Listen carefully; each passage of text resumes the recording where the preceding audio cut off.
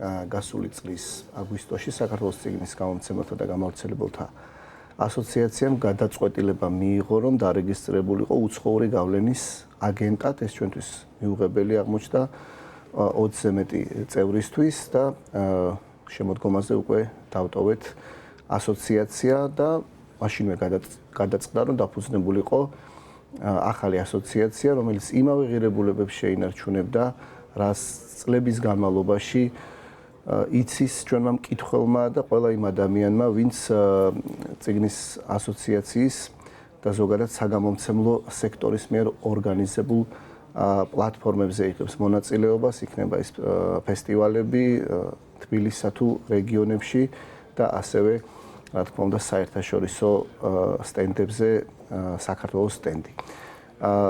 თბილისის წიგნის ბაზრობა, რომელიც 10-13 აპრილს იმართება, ფაქტობრივად ქართული საგამომცემლო და წიგნის მაღაზიების 80%-ზე მეტი იღებს მონაწილეობას და მე ვფიქრობ, მასშტაბური იქნება, თარიღი შეიცვალა, თქვენისა არ იყოს, მაგრამ კითხველს დახვდება სწორედ ის დღესასწაული, რომლისთვისაც ემზადება ყოველთვის გაზაფხულზე, როდესაც სტუმრობს ექსპო ჯორჯიას მე-11 პავილიონს და ფაქტობრივად ეს იქნება ერთგვარად თავისუფალი სიტყვის გამოხატვის თავისუფლების კიდევ ერთი შთამბეჭდავი რეალიზება, წიგნებად, ღონისძიებებად, განსაკუთრებული ფასდაკლებები ელოდება მკითხველს ტრადიციულად, რის გამოც ძალიან ბევრი მკითხველი სტუმრობთ, რომ ერთ სივრცეშია თავმოყრილი ყველა ის მნიშვნელოვანი გამოცემა თუ თანამედროვე თუ თარგმნილი ლიტერატურა, სხვადასხვა ჟანრი.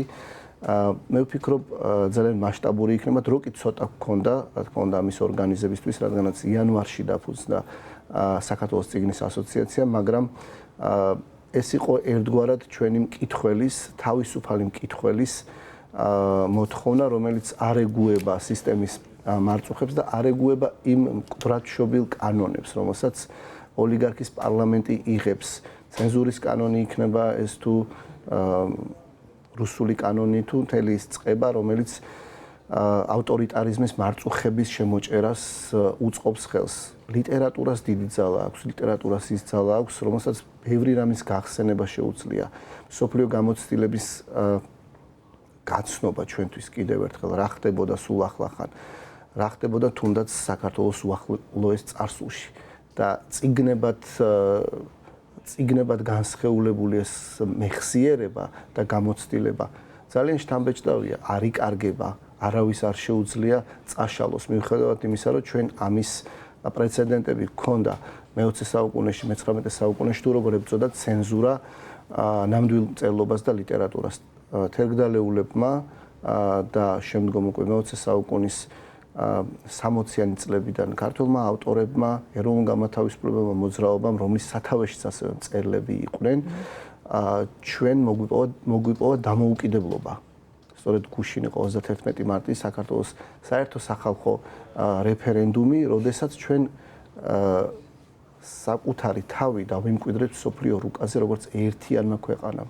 აფხაზეთიც და სამაჩაბლოც განუყოფლად არის სწორედ ამ ერთიანი საქართველოს ნაწილი. მსოფლიომ ასე გაგვიცნო და ასე უნდა დავამახსოვროთ და ყოველდღიურად ასე უნდა შევახსენოთ თავი, როგორც საკუთარ თავს, ასევე მთელ მსოფლიოს. რაც შეეხება გამომცემლობა ინტელექტს, გამომცემლობა ინტელექტი განსაკუთრებულად ემზადება თბილისის წიგნის ბაზრობისთვის, ჩვენ გვაქვს სიახლეები, აკრძალული წიგნების თაროში გამოვცემთ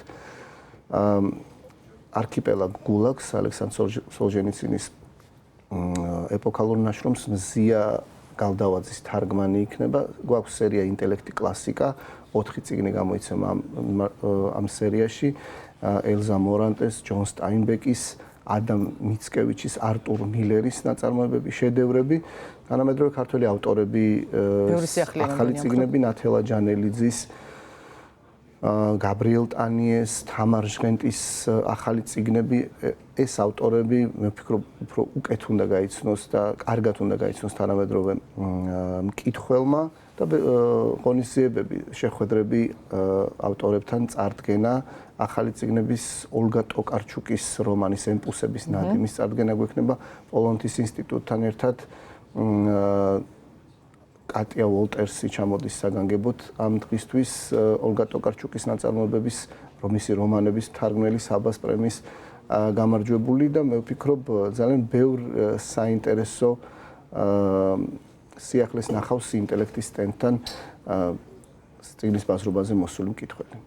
ლიკა, თქვენ წარმოადგენთ გამომცემლობა არტანურს, კერძოდ ბრძანდებით არტანურჯი ბავშვებისთვის პროექტების კოორდინატორი. თუ შეიძლება აგვიხსენით უფრო ზუსტად რას გულისხმობს ეს პროექტები და ამასთან ერთად რა ელის ბავშვებს ბაზრობაზე და ამასთან ერთად იმ მშობლებს, რომლებიც ყოველთვის ეძებენ ხოლმე ახალ გამოცემებს თავიანთი შვილებისთვის. ისე როგორც ყველა გამომცემლობა არტანურჯიც განსაკუთრებით ელოდება წიგნის ბაზრობას, რომელიც 10-დან 13 აპრილის ჩათვლით ექსპო ჯორჯიაში გაიმართება და ჩვენ საბავშვო მიმართულების წარმომადგენლები განსაკუთრებით ველოდებით ყველაზე პატარა მკითხველთან შესახვედრად.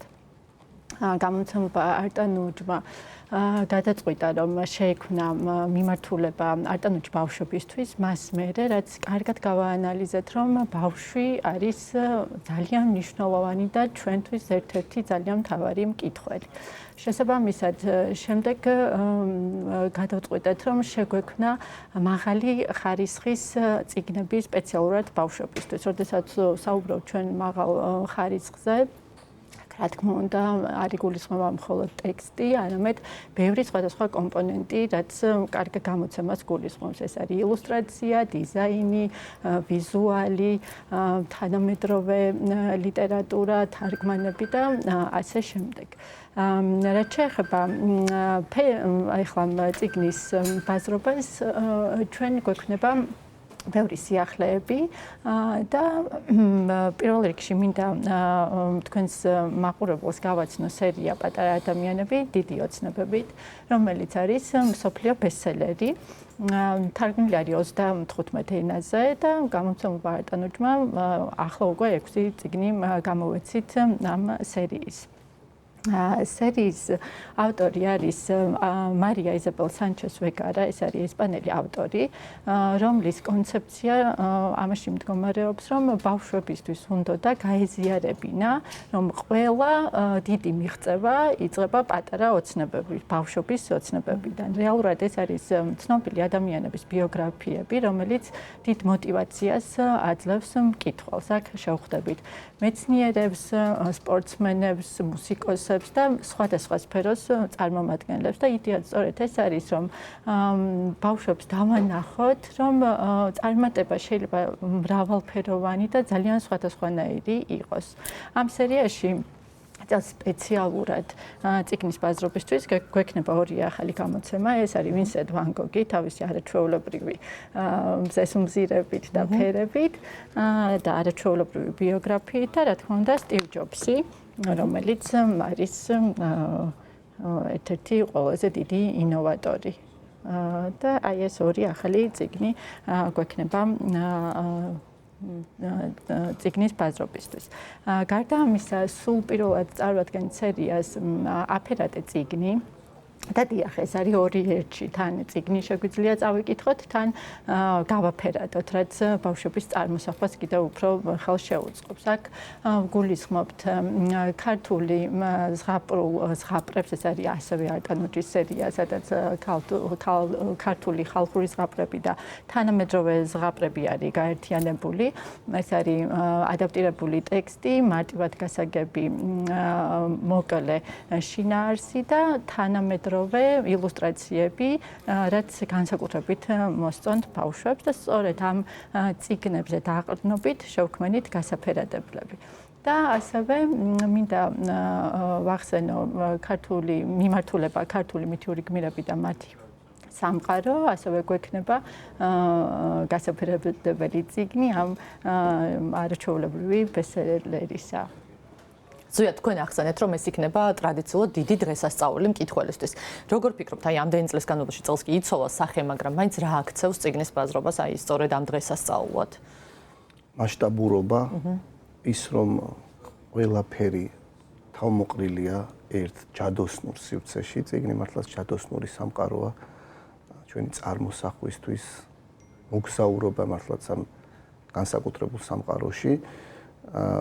შეხვედრები, საუბრები მკითხველებთან ჩემთვის ძალიან დიდი სტიმულისა და რაც განსაკუთრებული შეგრძნება ამ კითხვასთან შეხვედრა, რომელიც ახალ იდეასაც გეუბნება, კრიტიკულ აზრსაც გაწვდის, გაგულიანებს, შენს მხარდაჭერას გიდასტურებს, ასთა გაცვლის საუკეთესო საშუალებაა წიგნის ბაზრობა, შეხვედრები ავტორებთან და ყველა იმ ადამიანთან, ვინც წიგნს ქმნის, რადგანაც როგორც წესი ქართული გამომცემლების თუ წიგნის მაღაზიების, წიგნის გამავრცელებლების სტენდებთან იკრიბება ყველა ის ადამიანი, ვინც მონაწილეობს წიგნის შექმნის პროცესში, იქნება ეს დამკაბანონებელი, რედაქტორი, დიზაინერი, კორექტორი, წიგნის გამავრცელებელი, ბუნებრივია და რა თქმა უნდა ავტორი, მთარგმნელი, ილუსტრატორი, ყველა ვინც მონაწილეობს ამ სფეროში, თავს იყრის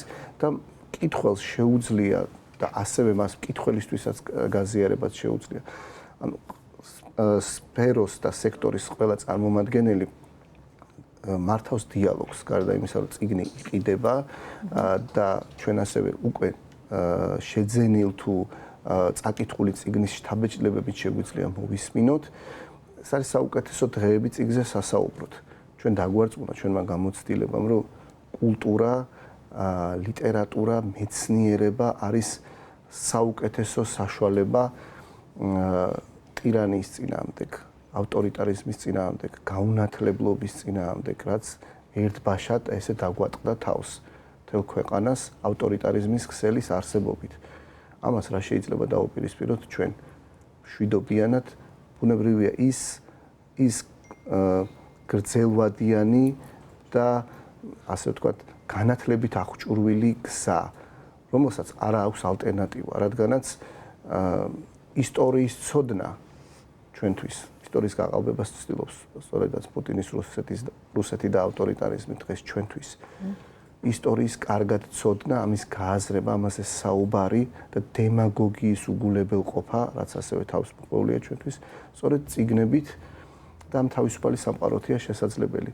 ეს ამ სამყაროს კარი ყველასთვის ღიაა.